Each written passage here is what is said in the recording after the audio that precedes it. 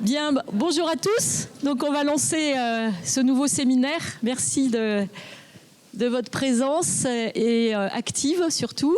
Donc nous voilà réunis le Grand Ouest, hein, le Grand Ouest étendu à quelques villes de l'Est, du Sud, du Centre. Mais personne n'est sectaire ici. Donc ça me fait l'occasion, Amandine, de vous la présenter physiquement si certains ne la connaissaient pas. C'est elle vraiment la cheville ouvrière de ce séminaire. Elle a vraiment beaucoup travaillé. On peut déjà l'applaudir, Amandine, en fait. Hein.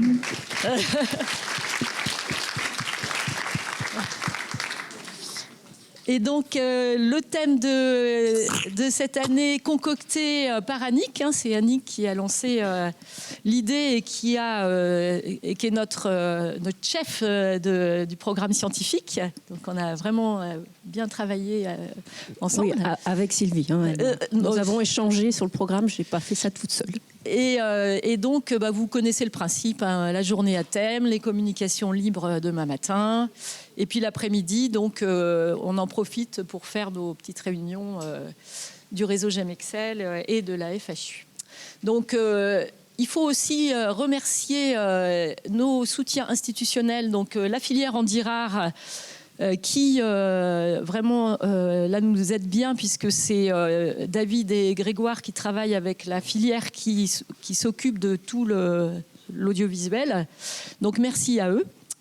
Et puis on a le soutien institutionnel du GIRSI Grand Ouest de Hugo qui finance notre réseau GEM Excel. Donc sans ça, on ne serait pas là non plus. Et puis surtout, nos partenaires industriels. Merci beaucoup à vous qui êtes au fond de la salle. Et c'est aussi grâce à eux qu'on peut organiser cet événement. Merci, merci. Et surtout, je vous invite à aller les voir un par un parce qu'ils ont plein de choses à vous raconter. Donc, on est 139 participants. Il y a 91 personnes donc, en présentiel sur les 2 jours. Et donc, il y a 48 personnes, en fait, un petit peu plus parce qu'il y a eu des dernières minutes en visio. Donc, le contact, c'est Amandine quand vous avez des problèmes de logistique, quels qu'ils soient. Un grand merci donc, à Annick, à l'équipe organisatrice. Et puis aussi Paul Rollier, donc qui est notre HU, qui va assurer le lien avec les gens qui sont en visio. Il va faire remonter les questions et il va être très concentré pendant ces 2 jours pour suivre les questions. Gwendoline qui représente la filière. Gwendoline, tu es où? Je te vois pas. Elle est à l'accueil, Gwendoline, oui. Donc, qui est une chargée de projet, chef de mission là qui est basée à Angers et qui travaille pour la filière. Et puis Mathilde Laubert, qui était aussi à l'accueil, qui est technicienne d'études cliniques que vous avez pour certains vu, puisqu'elle est sur la mission observatoire du diagnostic de la filière et elle se balade dans les différents centres de l'Ouest. Voilà, donc tout le monde a participé. Donc là, maintenant, je vais passer la parole à Annick, qui est la grande chef scientifique de la journée. Merci Annick. Donc à mon tour de remercier Sylvie parce que pour son soutien et les échanges que nous avons eus. Et puis je remercie également toutes les personnes qu'elle a déjà citées, mais plus particulièrement Amandine, donc, qui a fait preuve d'une efficacité remarquable et avec qui c'est vraiment très plaisant d'échanger. Et puis merci à vous tous d'être venus si nombreux. Hein, ça fait le succès de nos séminaires de génétique de l'Ouest. Et donc du coup, effectivement, j'avais proposé le sujet épigénétique parce que je pense que c'est pour nous, en génétique médicale, un sujet vraiment d'avenir qui va beaucoup occuper les jeunes généticiens.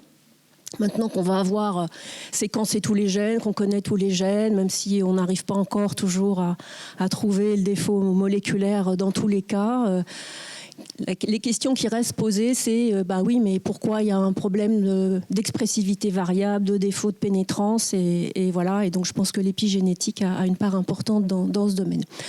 Alors, comme c'est quand même un sujet assez ardu, hein, donc il me semble qu'il est utile, voire même indispensable, de repartir sur des bases de compréhension pour qu'on puisse suivre ensuite les différents sujets. Je pense qu'on a un auditoire assez varié Et il y a des gens qui n'ont pas forcément une formation très scientifique. Il y a des anciens comme moi qui ont appris les choses, la chromatine, j'ose pas dire en quelle année. Donc voilà, je pense que c'est vraiment important de se remettre à niveau sur les bases fondamentales. Donc pour ça, j'ai fait appel à 2 orateurs qui se sont concertés pour vous remettre à niveau. Donc ils vont faire leur topo successivement et on fera les questions groupées à la fin des 2 exposés.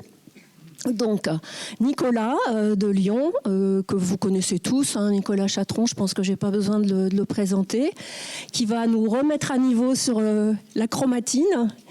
Et ensuite, donc j'aurai le plaisir de vous présenter le professeur Corinne Auger-Gouillou, qui vient de Tours, qui est professeur à l'Université de Tours dans l'UFR Sciences et Techniques, qui est aussi chercheur dans notre unité INSERM, dans l'équipe 2 dirigée par notre brillant directeur Frédéric Laumonier, ici présent.